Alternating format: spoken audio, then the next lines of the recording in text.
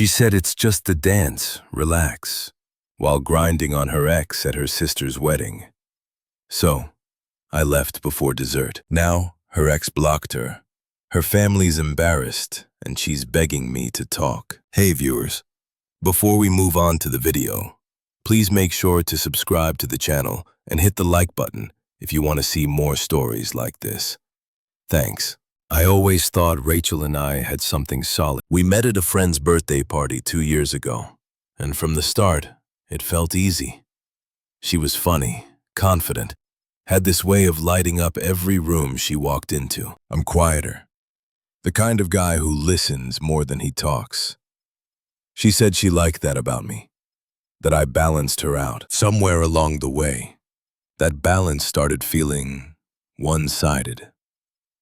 Rachel worked in event planning, so her weekends were usually packed with parties, weddings, and corporate things. I didn't mind. I trusted her. Whenever she'd text me that she was out late with clients or co-workers, I'd just tell her to have fun and be safe. I never wanted to be the insecure boyfriend. But after her ex Dylan started popping back into her orbit, I noticed the tone of things shifting. He was a high school boyfriend, someone she hadn't spoken to in years. At least, that's what she told me. Then one night, out of nowhere, she said, "Guess who I ran into at the coffee shop? Dylan. He's actually not as bad as I remember." I didn't think much of it at first.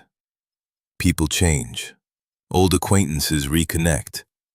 Fine. But then, Dylan started showing up in her stories.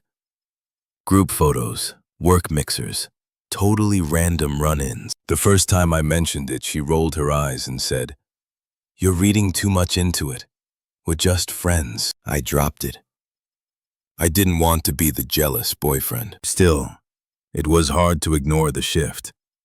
She became a little colder, less affectionate, more sarcastic. When I'd ask about her day, she'd sigh and say, "It was fine. You don't have to ask every single time." If I texted something sweet, she'd leave me on read and later say, "Sorry, I was busy." At first, I thought she was just stressed. Her sister's wedding was coming up, and she'd been helping plan every detail. I tried to be supportive, helping her sister and fiancé with last-minute errands, covering a few expenses when the catering went over budget. Rachel said it meant a lot that I helped her family. Her parents loved me too. They'd tell me I was the calm one Rachel needed. I think part of them knew she could be reckless sometimes. The week before the wedding, we were all having dinner at her parents' house when her sister mentioned Dylan was invited. Rachel just shrugged. "He's friends with the groom. It's not a big deal." Her mom shot her a look, but Rachel waved it off. "Ethan's not going to get weird about it. He's secure." I smiled politely, but inside something twisted. I wasn't angry, just uneasy. There's a kind of tension that doesn't come from jealousy, but from feeling disrespected in small, quiet ways. I'd felt that growing for months. 2 nights before the wedding, Rachel texted me late. "Just a heads up, Dylan might be there with a date, so don't make things awkward." I stared at the message for a while. Not, "Are you okay with that?" or "Just letting you know." No. "Don't make things awkward." I typed out, noted, and left it at that. She sent the thumbs up emoji and didn't text again until the morning of the wedding. Still, I told myself to keep calm. It was her sister's big day, and I wasn't going to cause a scene or ruin anything. I just wanted to be there for her family, for the people who treated me kindly, even when she didn't. When I arrived at the venue, Rachel looked stunning in her bridesmaid dress. For a second, I almost forgot the tension. She came over, kissed me on the cheek, and said, "Try to smile today, okay? My family loves when you pretend to be social." Pretend. I laughed it off, but that one word stuck with me all afternoon. During the ceremony, I sat next to her parents. They whispered about how proud they were of their daughters, how beautiful everything looked. Rachel caught my eye once from the altar and smiled like nothing was wrong. I believed her. Or maybe I just wanted to. But that feeling of calm wouldn't last long. The ceremony ended beautifully, and for a while everything felt almost normal again. People were laughing, the band was playing, and everyone looked genuinely happy. I told myself to stop overthinking, that Rachel was just being herself, social, lively, the center of attention. Dinner went by fine. I talked with her dad about work, clinked glasses with a few of her cousins, and tried to stay in the moment. Rachel floated from table to table, checking on guests and helping the bride. Every so often, she'd stop by, touch my shoulder, smile, and then disappear again. Then came the reception. The DJ dimmed the lights, and couples started filling the dance floor. The newlyweds had their first dance, followed by the usual mix of upbeat songs. Rachel was out there immediately, pulling her sister and bridesmaids into a circle, laughing like she didn't have a care in the world. I stayed seated with her parents, sipping a drink, watching the whole thing. Then I saw him. Dylan. He walked in like he owned the place. Sleeves rolled up, tie loosened. That smug grin you instantly want to wipe off someone's face. He greeted a few people, hugged the groom, and before long, he was on the dance floor too. Rachel noticed him instantly. Her smile changed, not in an obvious way, but just enough that you could tell it meant something different. They started talking. At first, I told myself it was harmless. They were standing a few feet apart, laughing, catching up. But when the DJ switched to a slow, sultry song, everything shifted. Dylan put his hand on her waist. She hesitated for half a second, glanced around, then said something I couldn't hear. And suddenly, they were dancing. Not just side-to-side, awkward wedding dancing either. No grinding. His hands were on her hips, her back pressed against his chest, her hair brushing his jaw. Her parents noticed too. Her mom's face fell. Her dad muttered, "Jesus Christ," under his breath. I froze. My chest felt hollow, like someone had just pulled the air out of the room. Rachel looked over her shoulder mid-dance and met my eyes. And instead of stopping, she smirked. Actually, smirked. Her dad whispered, "You okay, son?" I nodded slowly, stood up, and walked toward the bar. I needed air. Or maybe I just needed to stop feeling like an idiot in a room full of people pretending not to see what was happening. I heard Rachel calling after me as I passed. "Ethan, come on. It's just a dance. Relax. Just a dance." That line stuck in my head as I set my drink down and looked back at her. Her hands still on Dylan's shoulders, the two of them laughing like nothing was wrong. Her mom tried to step in, but I didn't wait to see how it played out. I walked right past the buffet table, through the exit, and out into the night air. I didn't yell, didn't cause a scene. I didn't even text her. I just walked to my car, got in, and drove home. When I pulled into my driveway, my phone was already lighting up. "Rachel, where did you go?" "Rachel, you're being dramatic." "Rachel, it was literally a dance. Everyone saw it. Stop making it weird." That last one made me laugh. A bitter, quiet kind of laugh that comes from finally realizing you're done. So I turned my phone off, left it face down on the counter, and sat in silence for a long time. I didn't show up for brunch the next morning. I didn't text her back.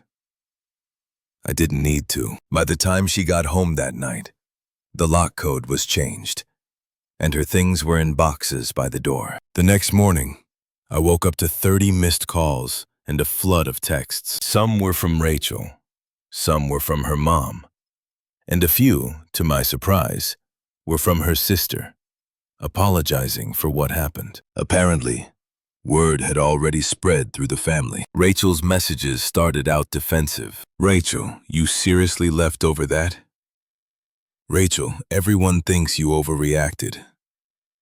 "Rachel, Dylan means nothing. It was just fun." Then "Rachel, can we just talk? Please, I'll come by." Rachel, you embarrassed me by leaving like that.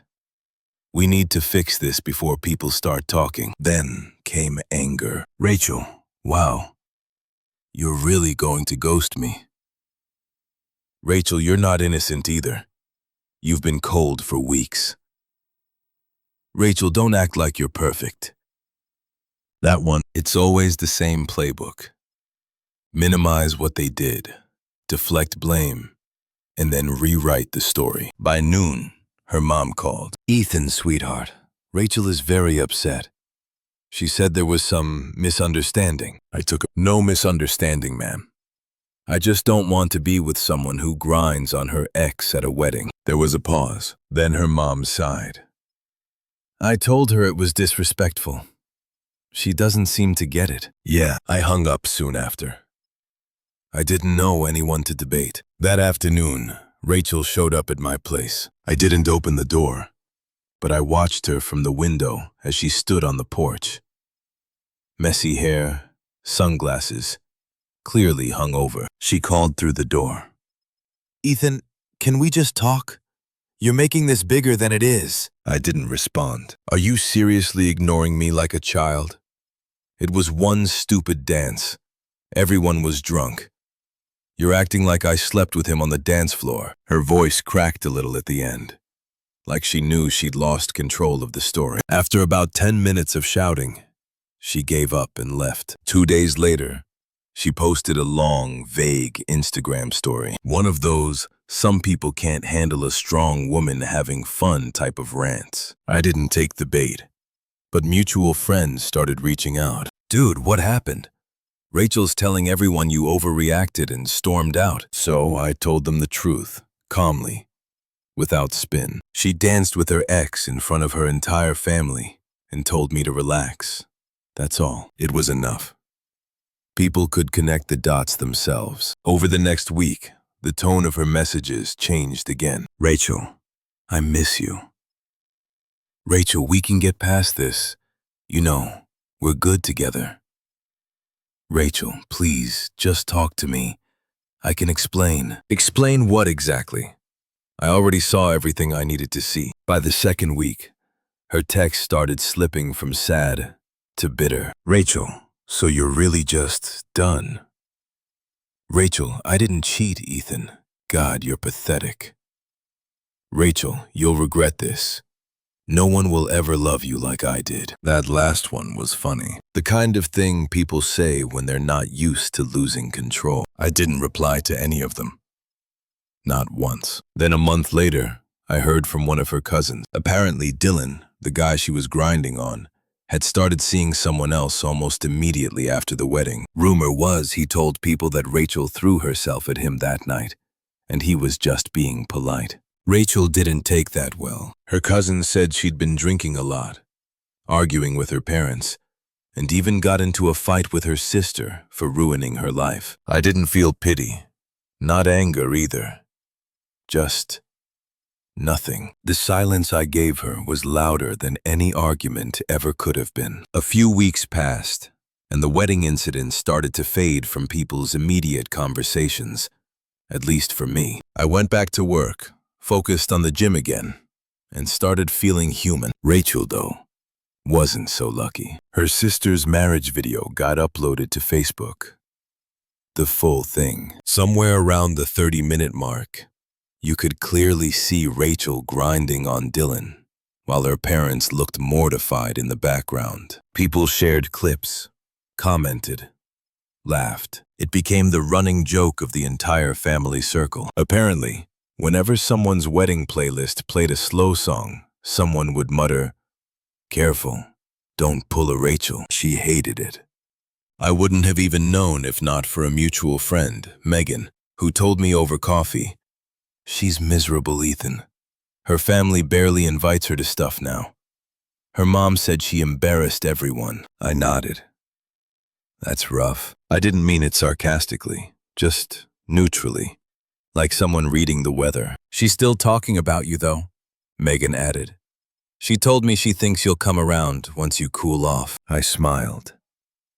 She might be waiting a long time. About a month later, Rachel texted me again. "Rachel, I've been thinking a lot lately.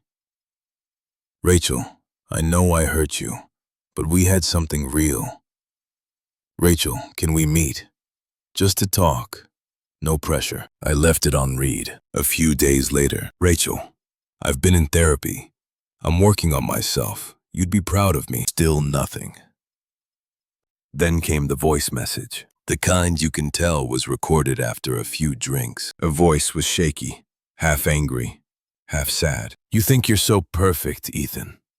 You think walking away makes you better? You loved me once. What? That means nothing to you now. I didn't reply to that either. The next day, she showed up at my workplace. I was standing by the front counter when I saw her through the glass door. Sunglasses on, holding a coffee like she was trying to seem casual. I stepped outside before she could walk in. Rachel, I said calmly, keeping my voice even. You shouldn't be here. She frowned. I just wanted to talk. We can't end like this. It's been months. There's nothing left to end, I said simply. Her voice rose. You can't seriously still be mad about that stupid dance. I gave a small, tired smile. Mad? No. I just stopped caring. That one hit her. She blinked a few times, like she didn't know how to process it. I made a mistake, okay. I was drunk, and I didn't think. But you just disappeared, Ethan. You didn't even let me explain. You did explain, I said.